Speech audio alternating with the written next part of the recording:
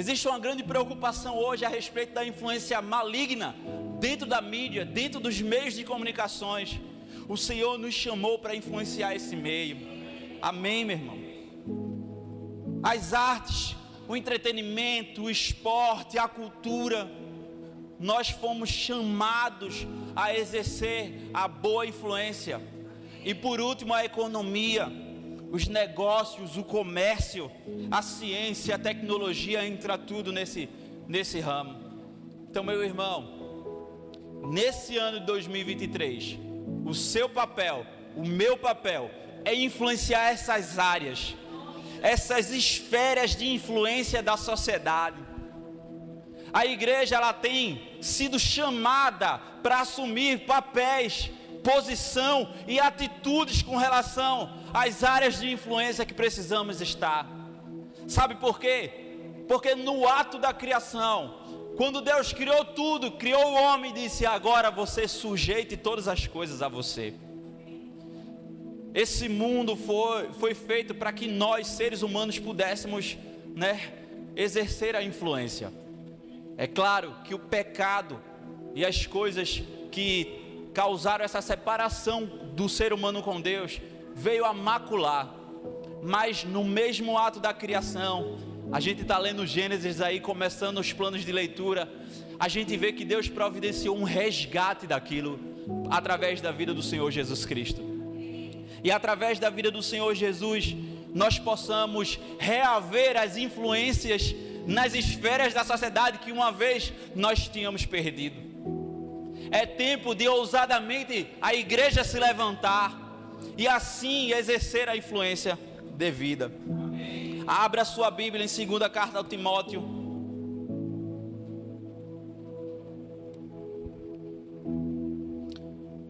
No capítulo 1, versículo 7.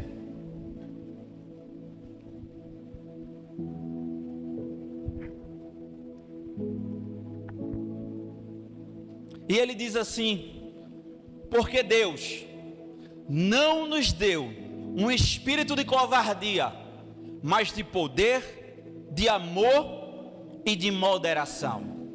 Amém? Queria repetir para você. Porque Deus não nos deu um espírito de covardia, mas de poder, de amor e de moderação. Eu gosto da tradução que diz: mas Deus deu ousadia para sermos amorosos e sensíveis. Interessante, meu irmão. É porque diante da palavra de que Deus não nos deu um espírito de covardia, a gente tem visto muitas vezes dentro do meio cristão pessoas covardes, pessoas se omitindo diante da maldade, da injustiça, da perversão da sua palavra. E eu queria dizer que isso não é novidade nenhuma. Talvez, meus irmãos, a liberdade e a comodidade que temos hoje, que desfrutamos, talvez tenha afrouxado alguns aspectos da nossa fé e da nossa vida cristã. Isso tem um impacto muito forte na maneira como vivemos, na maneira como se portamos. É claro que existe uma reação natural diante de uma pressão, quando as coisas apertam, você tem uma reação, você reage, é natural. A igreja de Jesus, como aspecto intrínseco a ela tende a responder às perseguições com perseverança e com firmeza. Foi assim no tempo bíblico, é assim hoje diante da igreja perseguida. Nos tempos bíblicos, mesmo diante dos questionamentos, Estevão olhou para cada um daqueles que estavam acusando, e ele deu o maior testemunho de fé que temos na Bíblia. E ali ele foi apedrejado, e ali ele foi recebido pelo Senhor. Mas para pensar, quanta ousadia desse homem, quanta coragem, quanta intrepidez, que diante dos seus algozes, com pedras nas mãos, ele teve a audácia e a coragem de proferir, dizendo: eu sou crente, o que eu acredito é nisso, porque o Senhor não deu a Estevão um espírito de covardia. Meu irmão, acontece hoje da mesma forma. Quantos testemunhos nós temos a respeito da igreja perseguida hoje no mundo, a respeito daqueles que diante da iminência da morte, eles escolhem, deixar-se ir nessa vida, mas não negam a fé em Cristo, aleluia. E eu sou fascinado por esses camaradas. Eu tive a oportunidade de ouvir o pastor Miguel Zuger, um missionário, falar a respeito de como ele foi torturado por amor a Cristo. E eu olhava para aquele homem, a pastora já falou aqui, o pastor já falou a respeito dele aqui, e eu olhava para aquele homem no conclave missionário, e eu olhava para ele e disse: Senhor, eu quero o que está nele, eu quero essa mesma coragem, eu quero essa mesma intrepidez, eu quero falar do Evangelho, mesmo que custe minha vida. E eu era um adolescente. E sabe, meu irmão, às vezes as coisas passaram e às vezes parece que a gente esquece daquilo que falou com o Senhor. Mas sabia que Deus não esquece daquele momento? Que se você orou ao Senhor dizendo assim: Senhor, eu quero o que tem aquilo, um determinado momento o Senhor vai dizer: agora chegou a hora, meu filho, agora chegou a hora, você me pediu, e agora está aqui a oportunidade de você exercer a ousadia que eu tenho lhe dado através do Espírito Santo. Sabe, meu irmão, foi assim nos tempos bíblicos, é assim hoje, é assim que devemos responder. Eu observo com certa preocupação a apatia que alguns cristãos têm servido hoje. Lá em Mateus 7, 9 a 11 diz o seguinte, deixa eu ler para você: ou quem de vocês, se tiver um filho pedir um pão, dará uma pedra? Ou se pedir um peixe, dará uma cobra? Ora, se vocês que foram maus sabem dar coisas boas aos seus filhos, quanto mais o Pai de vocês que está nos céus não dará coisas boas ao que vocês pedirem. Essa palavra fala a respeito de uma paternidade em Deus. E existe uma máxima que eu ouvi a minha mãe falar, dizendo assim: Deus é pai, Ele não é padrasto. E eu não entendia meio aquilo, mas Ele dizia assim: olha, o Senhor, Ele entrega. Mas, meus irmãos, as circunstâncias têm agredido, têm machucado, têm falado, jogado na cara de muitos crentes, e parece que a gente esquece quem é o nosso Pai, parece que passa despercebido o Pai que tem. Será que Deus não dará a você um espírito de coragem, de ousadia, o Espírito Santo de Deus, para enfrentar com coragem, de cabeça erguida, as intempéries desse mundo? Porque no contexto desse versículo ele vai dizer: quanto mais se você pedir o Espírito Santo de Deus, não dará a Ele. Só que o Espírito não é o espírito de covardia, como a gente acabou de ler. O Espírito Santo, quando vem para você, ou quando vem em você, impele você a progredir em direção à vontade de Deus. Pelo que eu entendo, a vontade de Deus, ela bate de frente com a vontade do mundo. São lógicas em choque. Muitas pessoas vêm falando assim na rede social, eu tenho acompanhado alguns, a respeito de pessoas namorando, pessoas crentes namorando uma pessoa não crente. O jugo desigual, como diz. Meus irmãos, são lógicas em choque. Eu nunca vou aconselhar alguém a namorar uma pessoa que não teme a Deus, porque são lógicas em choque. São duas coisas diferentes.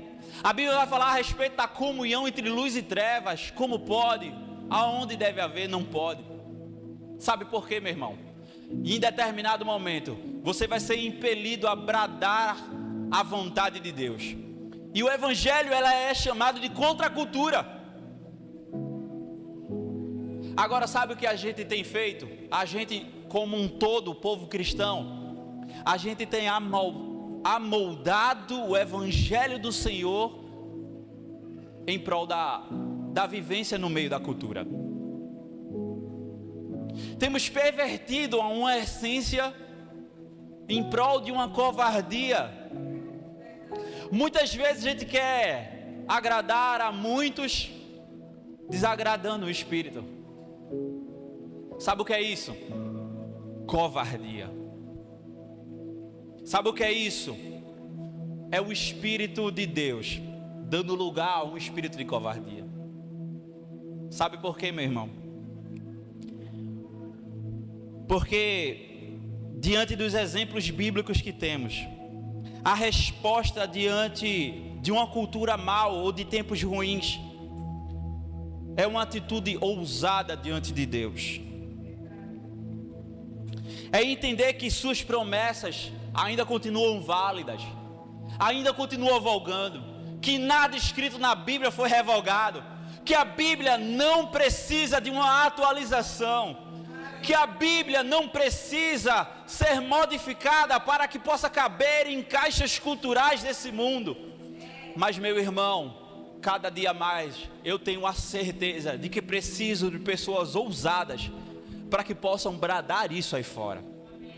Porque, meu irmão, você será cancelado para dizer a linguagem dessa época. Você será ridicularizado. A Bíblia fala que aquele que não confessar a Deus diante dos homens, o Senhor não confessará diante do meu Pai. Se por algum motivo, se por alguma ocasião você sentir vergonha de quem Deus é, ou se você sentir vergonha daquilo que vão falar de você, ou se você sentir vergonha de ser humilhado diante da situação do mundo, perante a fé em Cristo, você é um covarde. E a Bíblia diz que os covardes não herdarão o reino de Deus. A gente pregou a respeito do inferno aqui, e falava a respeito daqueles que são covardes, de que diante da situação não querem ser humilhados e deixam a fé em Cristo de lado. Só aquele que está em Cristo vai ser salvo, meu irmão. Agora, meu irmão, Ele tem chamado homens e mulheres de verdade. Ele tem chamado homens e mulheres que têm bradado as firmezas do seu evangelho, as firmezas dos seus princípios, para serem colunas de Deus e pessoas firmes diante de uma sociedade corrupta, diante de uma sociedade devassa. E sabe quem são essas? É a Igreja Ebenezer. É você, sou eu, somos as pessoas escolhidas pelo Senhor para andar em ousadia em Deus. Sabe, existia um técnico do Santa Cruz chamado Milton Mendes. Teve uma passagem pelo Santa Cruz, e ele falava o seguinte, uma palavra muito dele, que ele dizia assim, ó: sonhar grande e sonhar pequeno é o mesmo esforço. Então é melhor sonhar grande. É o mesmo esforço. Não vai sonhar grande, sonhar pequeno é o mesmo esforço. Agora, meu irmão, você sonha, agora você precisa de ousadia para colocar em prática aquilo que sonhou. A gente está começando o ano 2023. Não existe época mais fácil para que você possa fazer seus planos, é ou não é? É um novo ano, é um novo começo, é um novo real de dia. É propício para isso. E você começa empolgado. Você começa todo gás. Eu mesmo já estou todo gás. Eu estou lendo a Bíblia em um ano, num plano. Eu comecei outro de um Novo Testamento em um mês. Eu estou empolgado, mas eu quero que a constância atinja a minha vida. Eu quero que eu comece assim e possa terminar assim. Eu quero ter em Deus uma continuidade. Sede firmes e constante, brada a palavra do Senhor no meu coração. Sabe, meu irmão, é preciso de ousadia, para que quando a moleza chegar no corpo, eu possa chutar ela do lado e dizer: aqui não. Eu preciso ter coragem e fé para matar o velho homem, a preguiça que há em mim, a desmotivação que há em mim, os empecilhos que eu mesmo coloco. Você precisa ser ousado para colocar em prática aquilo que você sonha para 2023. Você não pode admitir a fraqueza que lhe impede de progredir. O Senhor disse: cresçamos e prossigamos em conhecer ao Senhor Deus, em exercer a fé no mundo, em pôr em prática o plano dele, de sujeitar todas as coisas, de influenciar esse mundo, as esferas da sociedade. Agora você precisa de ousadia para que possa fazer isso. Agora, meu irmão, eu ligo muito a ousadia com a fé. Aquele que tem fé tem ousadia. Estava aqui o barco, estava escuro, era noite. Jesus vem andando pelas águas. Oxe, quem é aquele? É um fantasma, disse os discípulos. Aí Pedro olha assim e faz: eu quero andar sobre as águas. Meu Deus, que ousadia daquele homem, que ousadia. Senhor, eu quero ir aí. Você já pediu alguma coisa ao Senhor? Senhor, eu quero isso. Senhor, eu quero para 2023 essa situação. Você anotou naquele papel ali que a gente vai orar? Você anotou algum propósito seu para 2023? Você está olhando para aquele propósito e diz assim: Senhor, eu quero isso. E o Senhor diz assim: agora começa a andar sobre as águas, vem. Você tem que ser ousado, você tem que colocar a sua fé em prática, você tem que ter atitude diante da voz do Senhor que diz assim: agora começa a andar sobre as águas. E Pedro começou a andar sobre as águas. Agora presta atenção nessa história, porque Pedro anda sobre as águas. Isso é extraordinário, é sobrenatural, como diz Paulo aqui, o pastor Paulo. É sobrenatural. Ele começa a andar sobre as águas, ele começa a andar em vitória. Eu estou andando sobre as águas. Mas aí ele começa a perceber o balanço das águas e o vento. E ali ele começa a ter medo e a afundar. Sabe o que é interessante nessa história? O balanço das águas e o vento sempre estiveram lá. Sempre. Ele estava andando sobre as águas e existia vento e existia balanço do mar. Mas ele nem ligava, meu irmão. Ele estava andando sobre as águas, porque uma voz do Senhor disse: vem, anda. Ele estava confiando na voz de Deus, nas promessas de Deus, naquilo que Deus falou. Mas em um determinado momento ele esqueceu o que Cristo falou. E aí bateu o medo. E você sabe, o medo é inversamente proporcional à fé. E a fé está ligada à ousadia. Sem fé, sem ousadia, você se acovarda diante da situação. Você vai prestar atenção mais no vento, no balanço das águas, e ali aquilo vai sucumbindo sobre você, e você vai afundando. Sabe, meu irmão, é preciso começar o ano de 2023 ousado em Deus. Lá em Abacuque 2:3 diz assim: porque a visão ainda está para se cumprir num tempo determinado, ela se apressa para o fim e não falhará. Mesmo que pareça demorar, espere, porque certamente virá e ela não tardará. A vontade do Senhor é assim.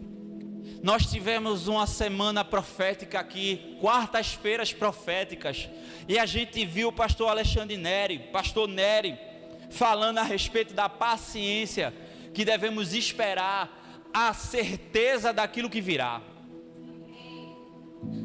Abacuque viveu um tempo muito difícil, meu irmão. Ele viveu um tempo em que ele diz que a justiça era torcida. Ele viveu um tempo em que os líderes eram depravados. Será que você consegue perceber que o nosso tempo é assim?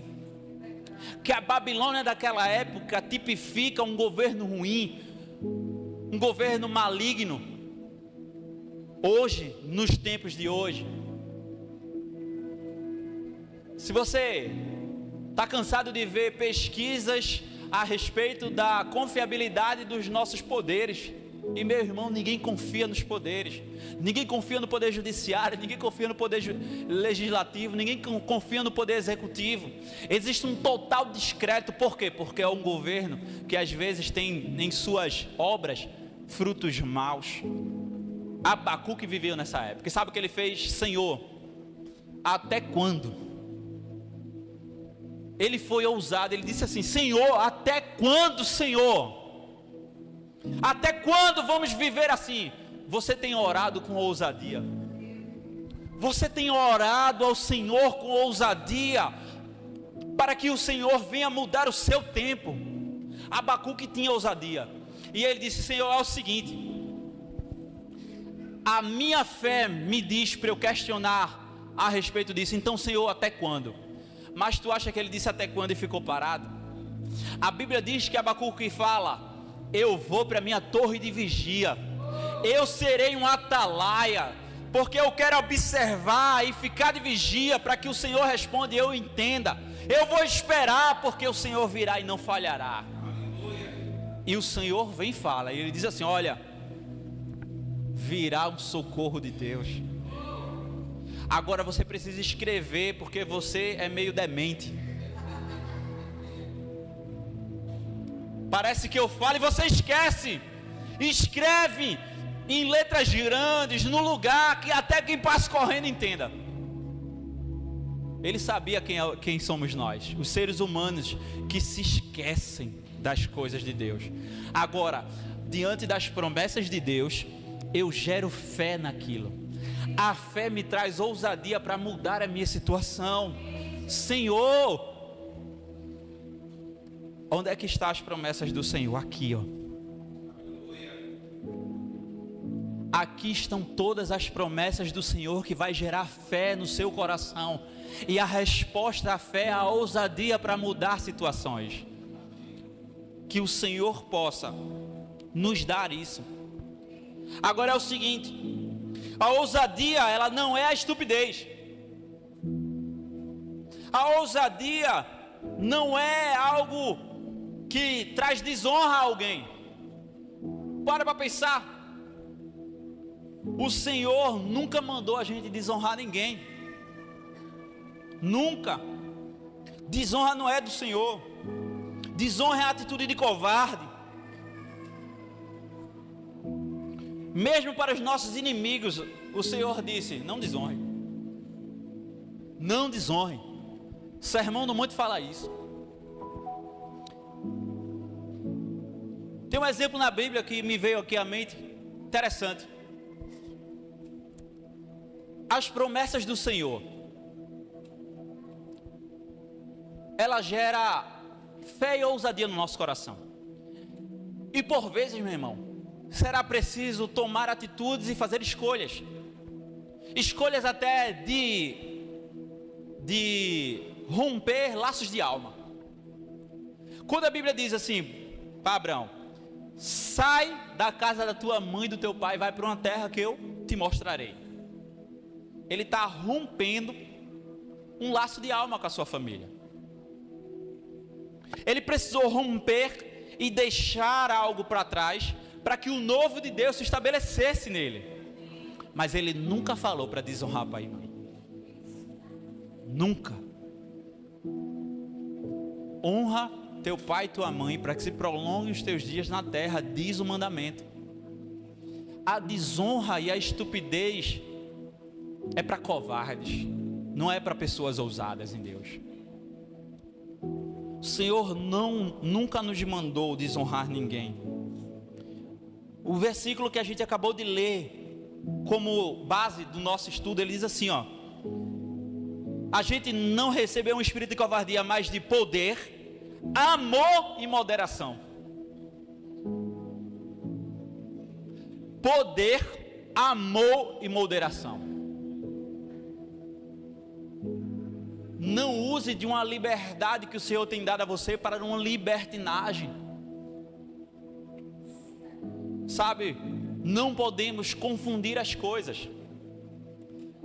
Agora, meu irmão, a Bíblia, ela é repleta de exemplos de ousadia e coragem. Meu Deus do céu. Eu queria aquecer o seu coração, como aqueceu o meu. Vamos a alguns exemplos, para que a gente possa entender como isso funciona na prática. Porque a Bíblia diz, acho que é em Coríntios, que fala assim, ó: com tão grandes testemunhas que vieram antes de nós, é com eles que aprendemos, é com eles que vamos entender as coisas.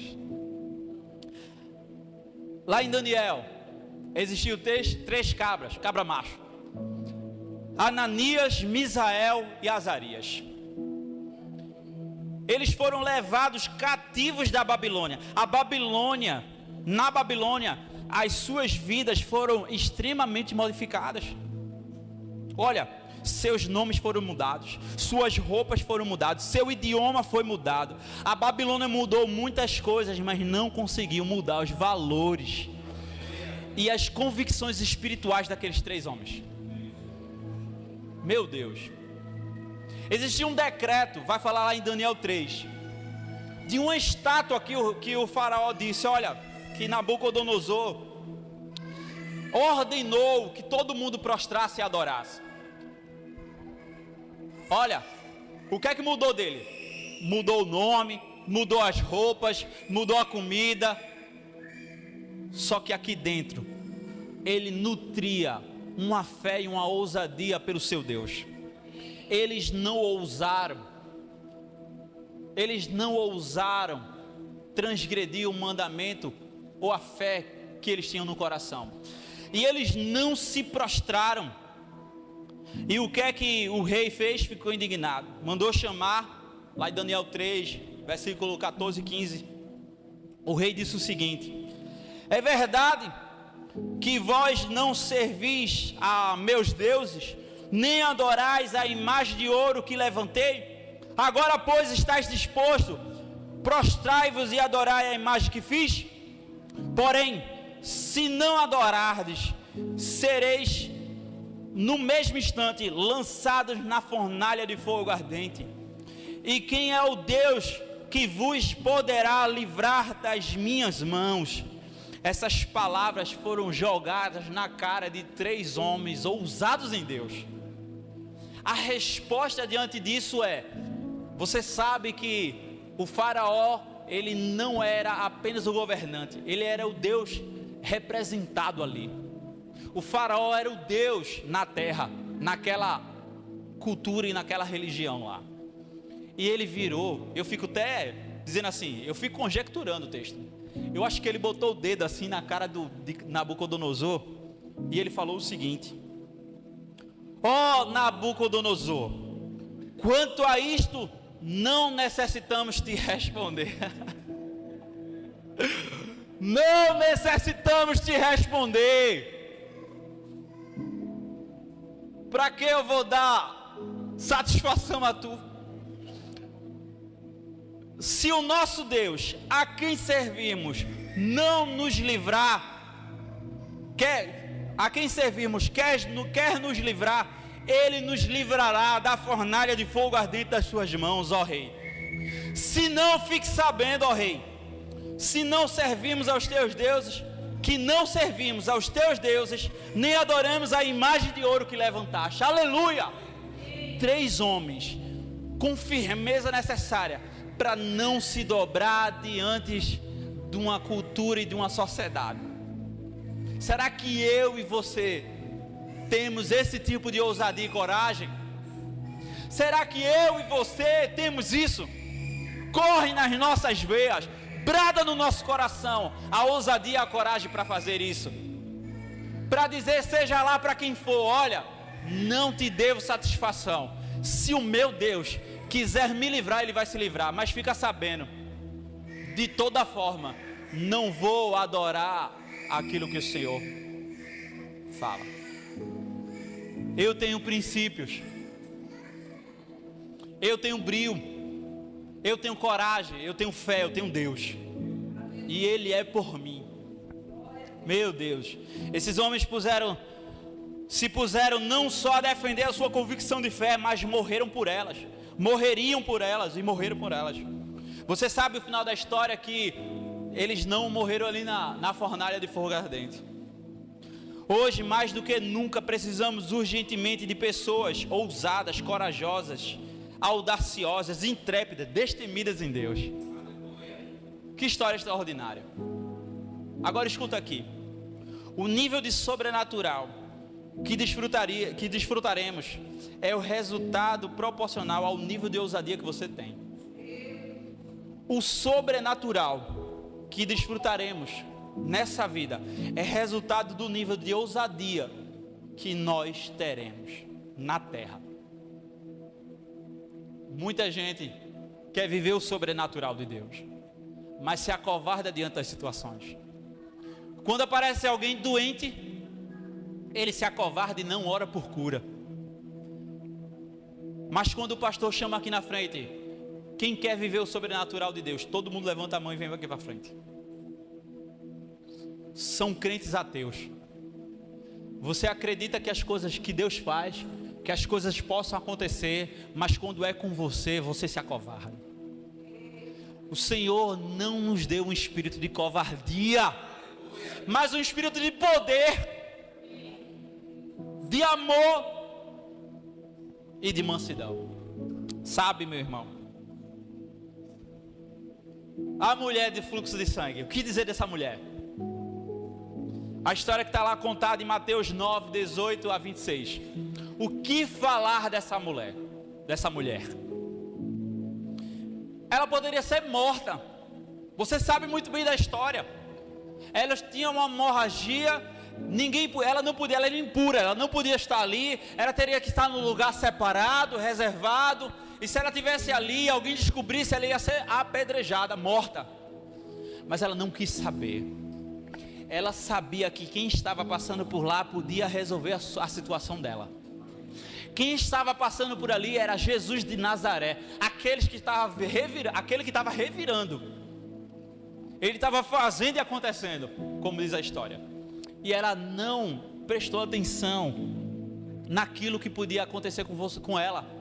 A fé dela, a ousadia dela, a coragem dela era maior do que todo o perigo, toda a adversidade, todas as coisas que rodeavam ela.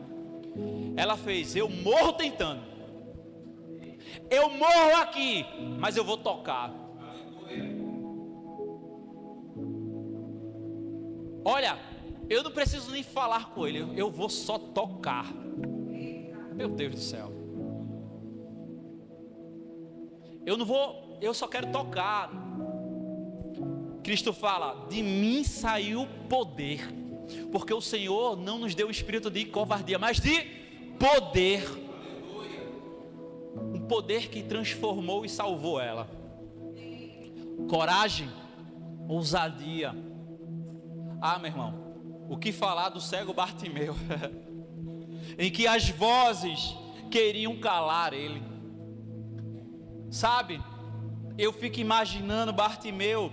Está lá em Marcos 10, conta essa história, 10 de 42 a 50, de 46 a 52, misericórdia de mim. E todo mundo falando: cala a boca, ele não vai te escutar.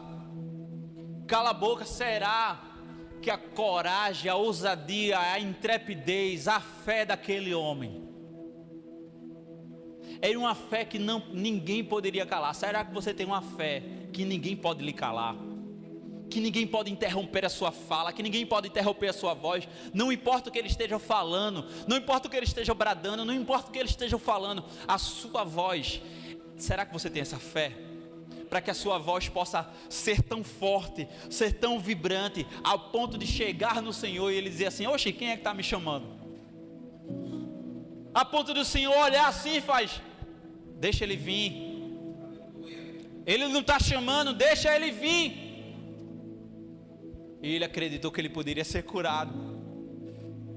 Meu irmão, a ousadia para não ser calado diante dessa sociedade. um espírito que não vai impedir você de bradar um evangelho, a salvação desse mundo. O Brasil não é de Cristo. Para você, para mim é. Como o pastor sempre fala aqui, por direito de criação e de herança. E não importa o que o mundo fala, eu vou bradar. Eu vou bradar, sabe, eu vou bradar que as famílias, que a religião, que a educação, que o governo, que a mídia, que as artes, que a economia será ocupada por grandes homens e mulheres de Deus. Porque não foi um espírito de covardia que nos acometeu, mas um espírito de poder que nos impele a fazer a vontade de Deus. E não importa as vozes que queiram nos calar, não importa. O que falar do centurião que teve uma fé assombrosa, que até o Senhor Jesus chamou a atenção?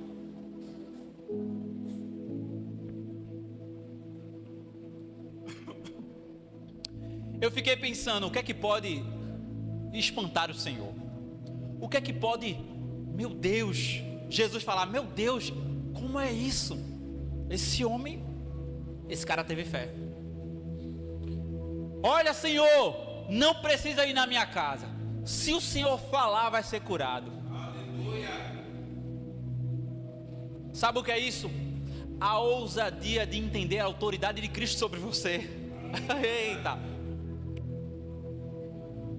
Cristo tem todo o poder. Tudo foi criado por Ele, para Ele subsiste hoje.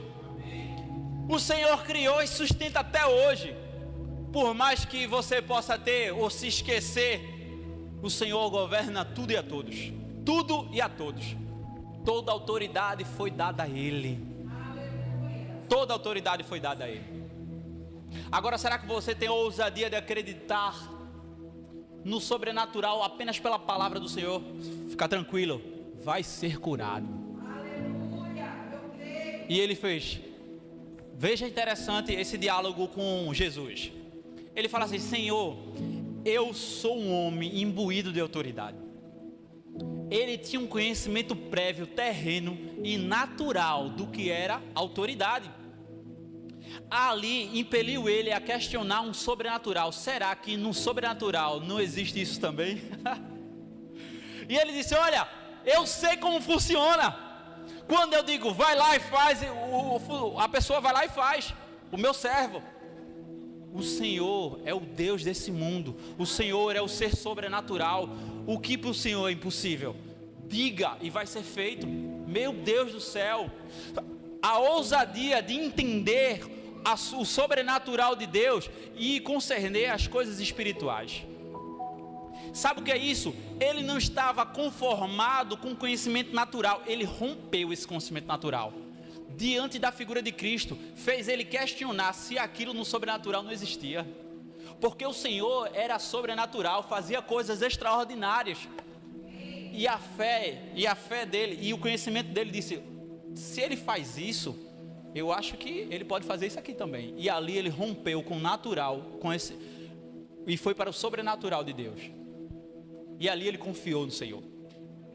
Sabe o que é, meu irmão? Você está aqui vivendo no natural. E às vezes você se acomoda no natural. E aquilo você não começa a questionar se no sobrenatural as coisas funcionam da forma diferente. Sabe? É claro, vamos citar aqui a respeito de cura. E para não falar dos outros, eu quero falar sobre mim. A gente estava num encontro no Casa do Oleiro. E a gente estava orando pelas pessoas e eu fui acometido de uma dor muito forte nas costas. E a gente estava orando e eu falei para alguém, não sei para quem foi, disse, chama Tiago. Tiago é meu parceiro, Tiago é meu supervisor, a gente vai ser consagrado junto. E eu disse, chama Tiago. Tiago, ora por mim aqui, eu não estou conseguindo ficar de pé. Era uma dor muito forte e tinha muita gente para orar. E eu disse assim, não, eu preciso orar por essas pessoas. O pastor disse, fica aqui e vá orando pelas pessoas. Se ele disse, o Senhor impeliu ele, eu estou dizendo, eu vou orar. Aí Tiago botou as mãos nas costas e cada passada de Tiago assim, a dor ia sumindo. Como se apaga um quadro, que interessante. Ele fazia assim, ó, ia sumindo, ia sumindo, ia sumindo. Sabe, meu irmão, eu acreditei que Deus poderia curar através de um homem, porque o Senhor disse na sua palavra que o sobrenatural iria sair das mãos daqueles que têm autoridade e ousadia para orar por cura. Meu irmão, a gente precisa observar aquilo que está aqui na Bíblia e a gente precisa viver. Será, meu irmão, que a gente vai viver alheio a tudo aquilo que está escrito aqui? Será que a gente vai fingir que nada disso aconteceu? Será que a gente vai fingir que nada disso está escrito nesse livro? Será que eu vou fingir que essa Bíblia aqui não é o meu manual para eu viver? Será, meu irmão? Ousadia, meu irmão, para que você possa viver o sobrenatural de Deus. O que falar da mulher Cirofenícia? Uma história que eu fico impressionado até hoje, que está lá em Mateus 15, 21 a 28. O Senhor estava lá à mesa com os seus. O Senhor já tinha mandado pregar na missão lá aos 12, dizendo assim: olha, vocês não vão. Veja que interessante, eu estava lendo isso hoje, porque como eu comecei o Novo Testamento também, passou por esse texto. Ele dizia assim, ó: vocês vão nas casas, nas cidades, nos lugares, mas não passem por cidades gentios.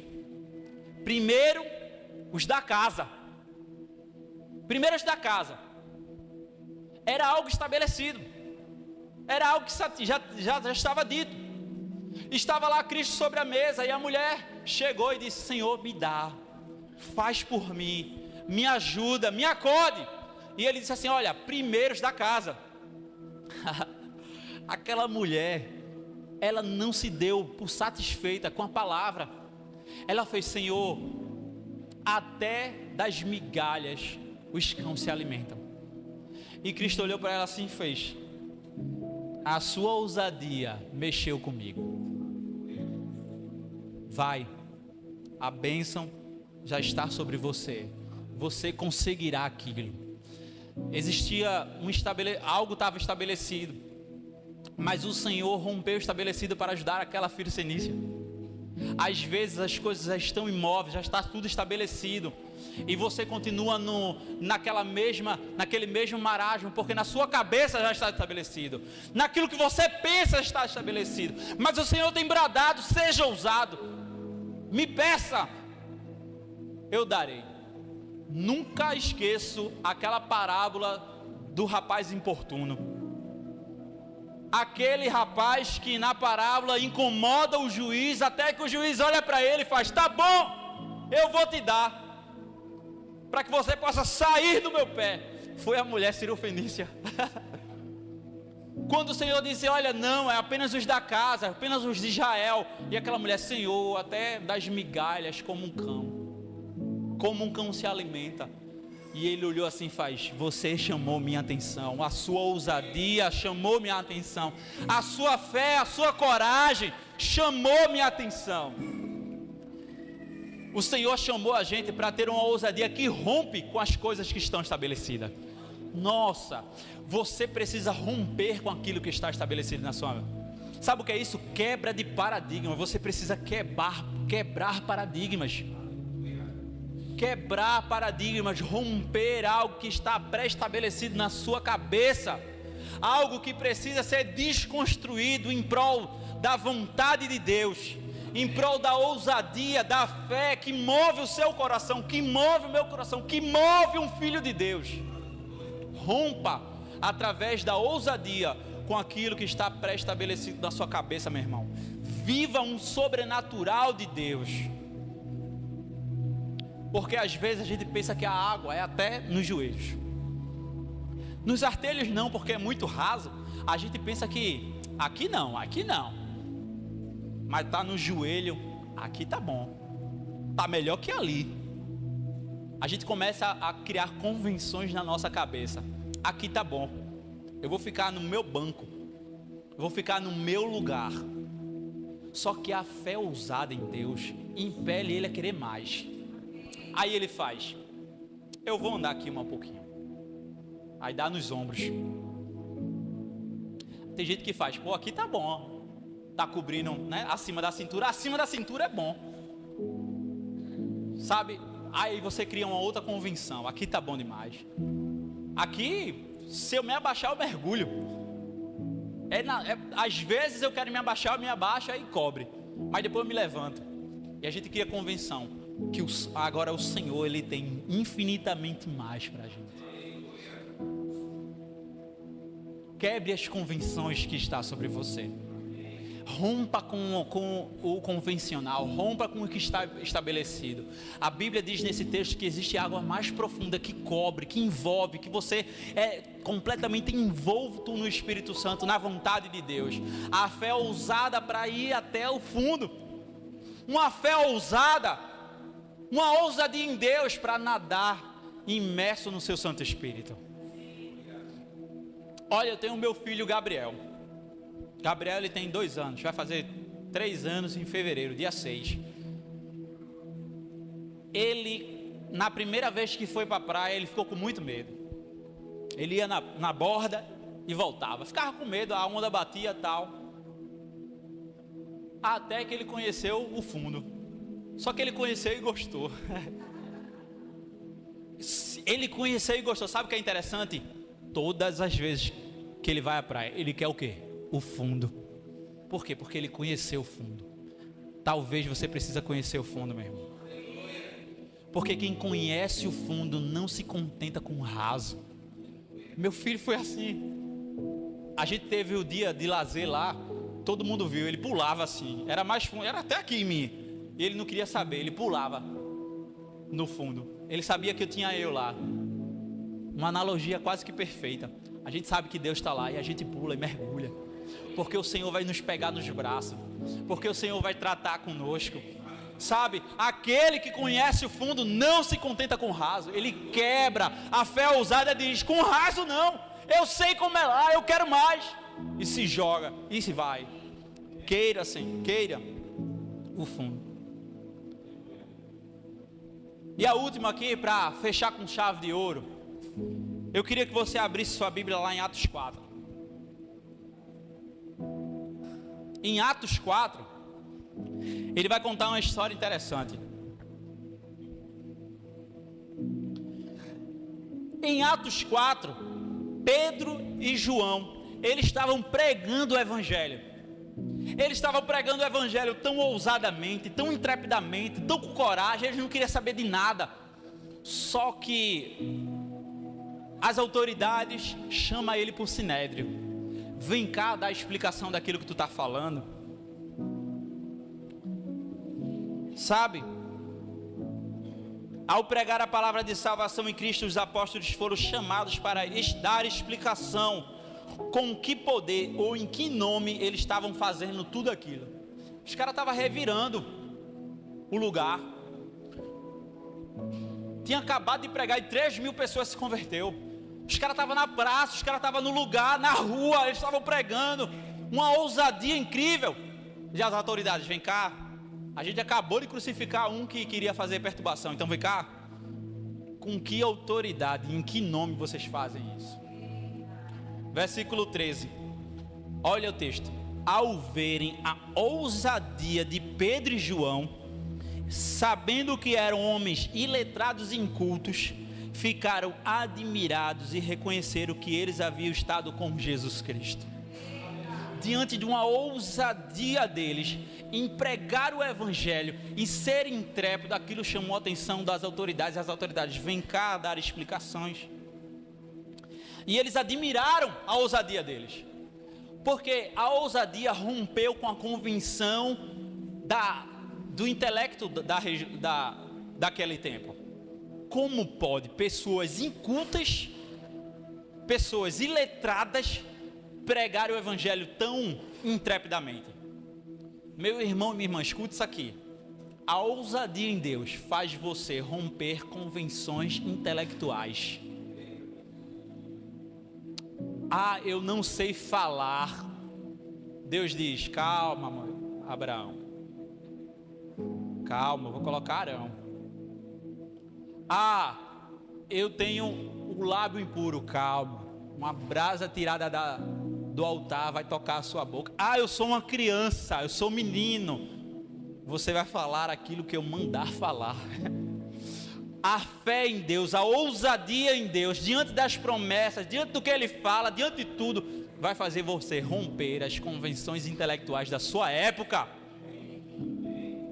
Pessoas que eram improváveis, tornadas prováveis diante de uma resposta à promessa do Senhor Jesus Cristo. Porque diante de todos esses que falaram sua desculpa, diante da resposta de Deus, eles assumiram um compromisso de estar. Meu lábio, eu sou um homem de impuro lábio, tocou, e ele foi um profeta do Senhor. Anunciou, o profeta escolhido por Deus para anunciar a vinda do Messias, e o profeta Isaías. Ah, meus irmãos, e eles ficaram admirados com a ousadia deles. E essa mesma ousadia, diante do ultimato daquela assembleia, e faz assim, ó: agora vocês não podem fazer isso não. Depois que eles souberam que era Jesus que estava por trás daquilo tudo, vocês não podem fazer isso. Nessa situação, nesse texto, eles não são açoitados aí não, depois são, agora não. Eles ficaram com medo da população e disseram: não, vamos soltar. Aí soltaram eles. Meu irmão, depois que eles soltaram, eles foram correndo para a igreja. Correndo para a igreja. Deixa eu abrir Atos 4 aqui. Sabe por quê? Porque ele disse assim: olha, a fé, a ousadia em Deus, a ousadia em Jesus Cristo fez com que eles ficassem intimidados. Fez com que eles ficassem acovardados. Porque um crente, alguém que crê, se posicionou e disse: aqui não, eu falo isso em nome do Senhor Jesus Cristo. Aí ele fala assim, ó: analise bem vocês, no versículo 19: os senhores mesmo julguem se é justo diante de Deus ouvirmos antes o Senhor do que a Deus. Eu vou prestar atenção em quem? No que vocês estão falando ou no Deus Criador?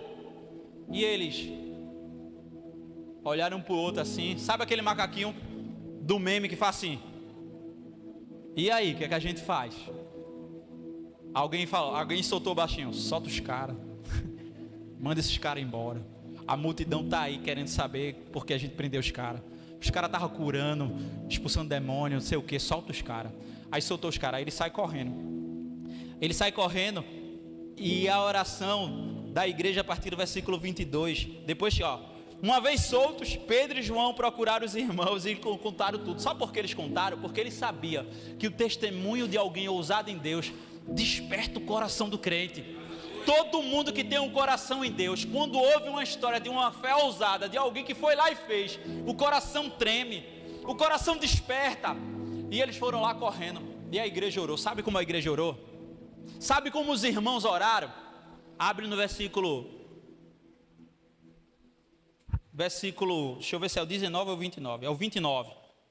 Ele diz assim, ó: mas Pedro e João responderam: Senhor, deixa eu ver aqui, versículo 29, agora, Senhor, olha para as ameaças dele e concede aos teus servos que anunciem a tua palavra com toda a ousadia. Saiu correndo. A igreja começou a orar, orava a Deus dizendo assim, ó: porque se enfurecem os gentios e os povos igualaram as coisas vãs. Os reis das terras se levantaram, as autoridades se juntaram contra o Senhor, contra o ungido do Senhor. A igreja começou a bradar, a louvar a Deus, a dizer: Senhor, é isso tudo mesmo. Está todo mundo furioso, está todo mundo com raiva, porque alguém ousou pregar o teu evangelho, não importa a lei que tivesse, não importa a situação que tivesse.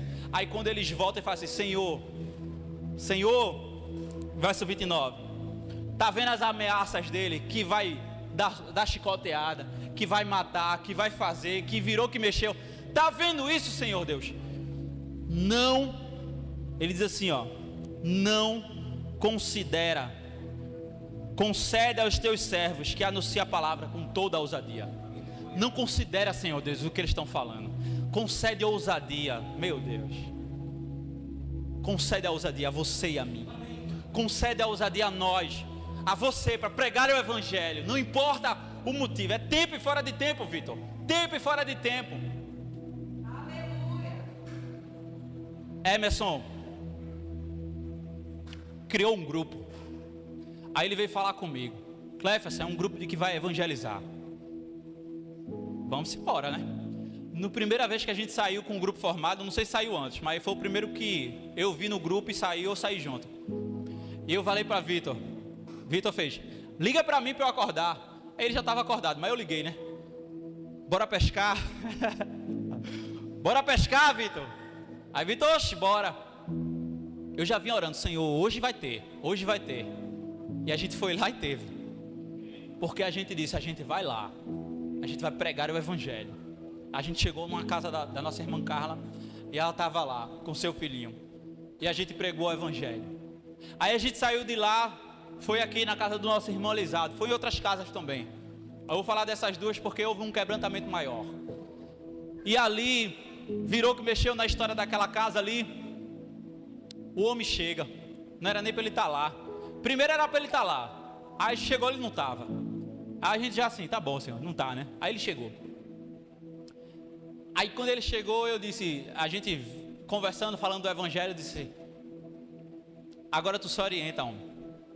Tu quer se orientar, tu quer voltar para o Senhor, se ajoelha aqui. Ele se ajoelhou, a gente orou por ele. Aí a gente saiu de lá. Aí você pode estar pensando aqui: mas não adianta nada não, aquela família lá é uma família que já veio, já vem, ele já foi, já veio, já foi, já veio.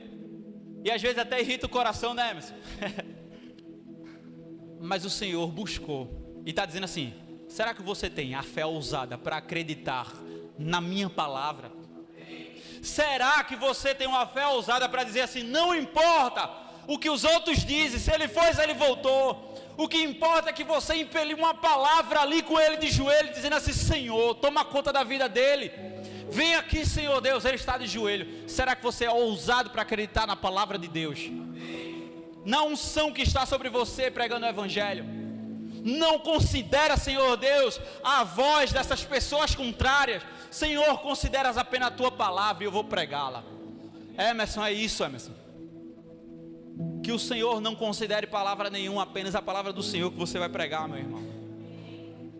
O Senhor quer pessoas ousadas a esse ponto, de não ter sua vida por preciosa. Existe uma grande expectativa de uma perseguição maior à igreja do Senhor aqui no Brasil. Hoje de manhã eu cheguei no grupo de supervisores e eu coloquei uma notícia que o FMI colocou, que existia uma eminência de uma crise financeira no mundo. Ela disse, a secretária disse que 1/3, se eu não me engano, 1/3, alguma coisa assim, do mundo viverá em 2023 uma recessão econômica. E ali eu perguntei lá no grupo: como se portar diante de uma má notícia? Como reagir diante da iminência de uma notícia ruim, de uma situação calamitosa, de um caos, de uma perseguição, da expectativa de uma perseguição? Depois de eu falar tanto aqui, você já deve saber, meu irmão. A única resposta é que você seja ousado em Deus para romper as barreiras que a situação, que o determinismo possa colocar em você. É uma fé ousada para bater no peito e dizer: o que eu considero é a palavra do meu Deus, e se Ele dizer assim, é assim que vai acontecer. Não importa que crise virá, não importa que perseguição virá, o que importa é que eu vou passar por todas elas sendo ousado em Deus. Você pode ficar de pé? Que em 2023 a ousadia do Senhor possa habitar no seu coração, que você possa ser um homem, uma mulher ousado em Deus, que você possa ser uma mulher e um homem intrépido, corajoso, porque o Espírito que está em você não é de covardia, mas de poder, de amor e de mansidão. Deus abençoe vocês.